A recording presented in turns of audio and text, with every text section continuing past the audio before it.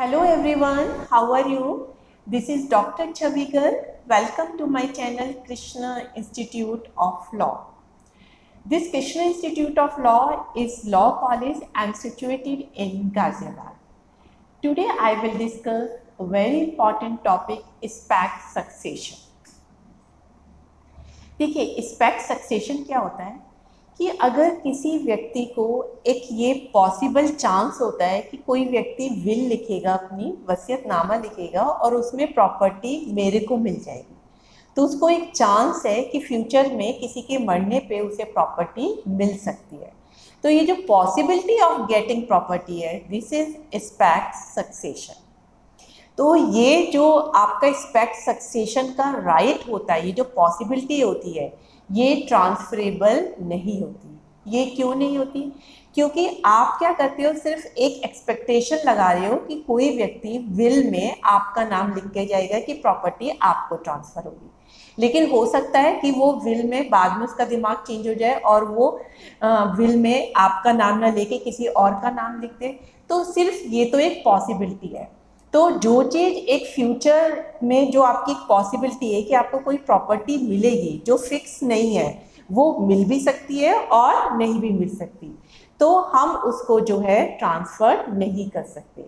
क्योंकि हम ट्रांसफ़र उसी को कर सकते हैं जो चाहे हमारी एग्जिस्टिंग हो या फ्यूचर हो, लेकिन जो फिक्स होती है। जो पॉसिबिलिटी है उसको हम ट्रांसफ़र नहीं कर सकते। तो इसी को आप स्पैक सक्सेशन कहते हैं कि जो पॉसिबिलिटी है फ्यूचर में प्रॉपर्टी लेने की, वो जो है आपकी ट्रांसफरेबल नहीं होती है, क्योंकि वो प्रेजेंट प्रॉपर्टी नहीं है। तो इसमें कौन कौन से ऐसे ट्रांजेक्शन्स हैं, ऐसी इवेंट हैं जिन्हें हम स्पैक सक्सेशन में इंक्लूड करते हैं। सबसे पहला है आपका the chance of an heir apparent succeeding to an estate. देखिए, कभी कभी आपको ये लगता है कि किसी व्यक्ति जब भी वो मरेगा तो विल में वो आपका नाम लिख के जाएगा। तो अभी आप उसकी लीगल हेयर नहीं हो, लेकिन आप हेयर अपीरेंट हो, क्योंकि आपको सर्कमस्टांसेस से लगता है कि वो प्रॉपर्टी आपको ही दे के जाएगा, इसलिए आप ही उसके उत्तराधिकारी या हेयर हो। तो यहाँ पे आप लीगल हेयर ना होके हेयर अपीरेंट कहलाते हैं। तो अगर आपको सिर्फ ये हेयर अपीरेंट है, आपको ये पॉसिबिलिटी है कि आपको किसी की विल के थ्रू जो है फ्यूचर में प्रॉपर्टी मिलेगी और आप आज की डेट में उस प्रॉपर्टी को ट्रांसफ़र कर दो, तो वो ट्रांसफरेबल नहीं मानी जाती। मैं इसका एक बहुत अच्छा एग्जाम्पल देती हूँ तो आपको बिल्कुल क्लियर हो जाएगा। फॉर एग्जाम्पल, एक पर्सन है बी, उसकी एक मौसी है और उसकी मौसी का कोई भी बेबी या बच्चा नहीं है। तो उसको लगता है कि मौसी जब भी मरेगी तो वो विल में जो है मेरे नाम से ही प्रॉपर्टी लिखेगी, और वो उस प्रॉपर्टी को, अभी वो उनकी डेथ भी नहीं है मौसी की, वो उस प्रॉपर्टी को किसी दूसरे पर्सन को सेल कर देता है कि 100% मुझे ही प्रॉपर्टी मिलेगी। तो माना गया कि यहाँ पे स्पैक सक्सेशन का केस है। हो सकता है लास्ट में मौसी का मन बदल जाए, वो अपने नेफ्यू को न दे के किसी और को दे दे। तो इस केस में ये जो प्रॉपर्टी उसे फ्यूचर में मिलने वाली थी, ये स्पैक सक्सेशन के केस में आएगी और ये ट्रांसफरेबल नहीं है। तो वो जो भी ट्रांसफ़र कर रहा है वो बिल्कुल इनवैलिड ही कहलाएगा। इसका एक और बहुत अच्छा केस है। फॉर एग्जाम्पल, एक हिंदू मेल है, वो अपनी विल लिखता है कि मेरी जो है प्रॉपर्टी मेरी वाइफ को मिले और फिर मेरे ब्रदर को मिले।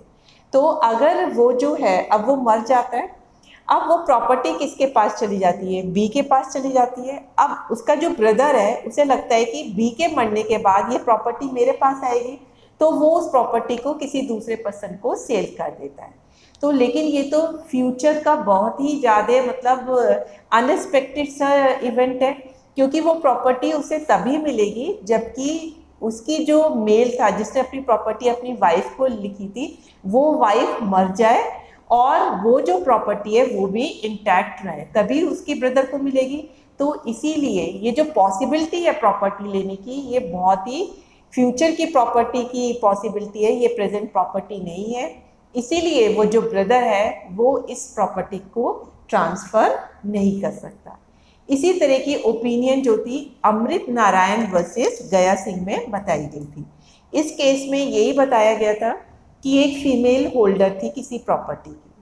अब एक माइनर के गार्जियन थे, उन्हें पता था ये फीमेल होल्डर जो है प्रॉपर्टी को माइनर के नाम लिख के जाएगी। उन्होंने इसी बेसिस पे उस प्रॉपर्टी को माइनर के बिहाफ पे किसी और को ट्रांसफ़र कर दिया। तो माना जाएगा कि वहाँ पे वो हेयर अपरेंट है माइनर, हो सकता है कि वो फीमेल होल्डर ना लिखे, तो इसलिए वो उसको ट्रांसफ़र नहीं कर सकते।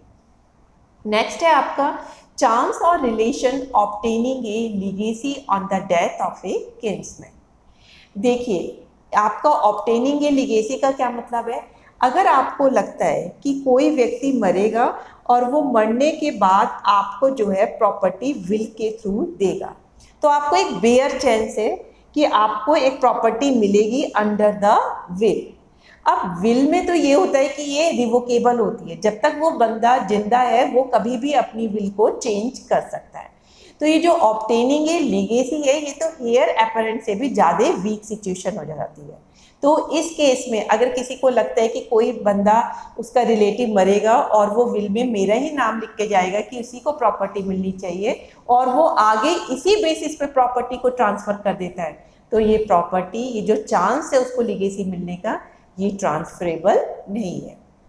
नेक्स्ट है any other मियर possibility of A like nature can not be transfer. देखिए, फर्स्ट टू केस में हमने क्या डिस्कस किया, हेयर अपरेंट को और एक चांस ऑब्टेनिंग ए लीगेसी को।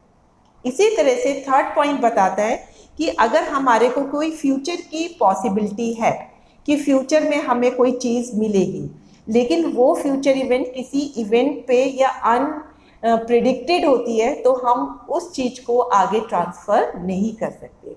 देखिए, इसके एग्जाम्पल क्या हो सकते हैं? अगर आपको लगे मुझे तो लॉटरी में मैं जीत जाऊंगा, या किसी कंपटीशन में मैं जीत जाऊंगा, या मैं फ्यूचर में अपनी प्रॉपर्टी को किसी टेनेंट को दूंगा तो मुझे उससे रेंट मिलेगा। हो सकता है उसे कोई टेनेंट ही ना मिले, हो सकता है आप कंपटीशन में हार जाओ, हो सकता है लॉटरी का टिकट आपके नाम ही ना लिखे। तो आप आज की डेट में जब तक वो इवेंट सर्टेन नहीं हो जाती, आप उसके बेसिस पे किसी को ये राइट ट्रांसफ़र करते हो, तो ये ट्रांसफ़र नहीं हो सकता। इसमें एक बहुत अच्छा केस हुआ था धनी राम वर्सेस जमुना दास का। कौन सा केस था ये? धनी राम वर्सेस जमुना दास का। इसमें एक व्यक्ति को जो थी मतलब पूजा करने के बाद जो उसको ऑफरिंग मिलती है वो लेने का उसको अधिकार था, क्योंकि पूजा करने वाले व्यक्ति ने बताया कि इसमें जो भी चढ़ावा चढ़ेगा वो मैं आपको दे दूंगा। अब उस व्यक्ति ने इसी बेसिस पे वो चढ़ावा किसी और को ट्रांसफ़र करने का सोच लिया, तो वो चढ़ावा, वो जो ऑफरिंग है, वो किसी और को ट्रांसफ़र नहीं कर सकता, क्योंकि ये डिपेंड किससे करता है? राइट जो है पूजा करने वाले का। अगर वो व्यक्ति पूजा करता है तभी उसकी जो ऑफरिंग आएगी वो दूसरे पर्सन पे जाएंगी, और वो पूजा करने का राइट किसी को दे भी नहीं सकता, क्योंकि जो पूजा करने का राइट है वो नॉन ट्रांसफरेबल होता है। तो अगर उस व्यक्ति ने पूजा नहीं करी तो ऑफरिंग भी नहीं आएगी, ऑफरिंग नहीं आएगी तो वो किसी को ट्रांसफ़र कैसे कर सकता है? तो इस तरीके से हम देखते हैं कि कोई भी जो फ्यूचर की इवेंट होती है जो बहुत ही अनसर्टेन होती है, हम सिर्फ उसके मामले में ये सोच लेते हैं कि नहीं हमें तो मिलेगी, जबकि ऐसा कुछ नहीं है, मिल भी सकती है, नहीं भी मिल सकती। तो ऐसी पॉसिबिलिटी अगर आपको कोई लेने की होती है और आप उस प्रॉपर्टी को फिर ट्रांसफ़र करना चाहते हैं तो वो ट्रांसफ़र नहीं हो सकती। इसी को बोलते हैं स्पैक्ट सक्सेशन। तो आपको ये क्लियर हो गया होगा। ये बहुत डिफ़िकल्ट टॉपिक है, लेकिन मैंने आपको बताया तो आपको बड़ी ईजिली आई होप कि समझ में आ गया होगा, और ये ज़रूर पूछा जाता है और बच्चे जनरली इसका नाम पढ़ने से डिफ़िकल्ट लगता है और छोड़ देते हैं। ऐसा बिल्कुल भी नहीं है, it is a very easy topic.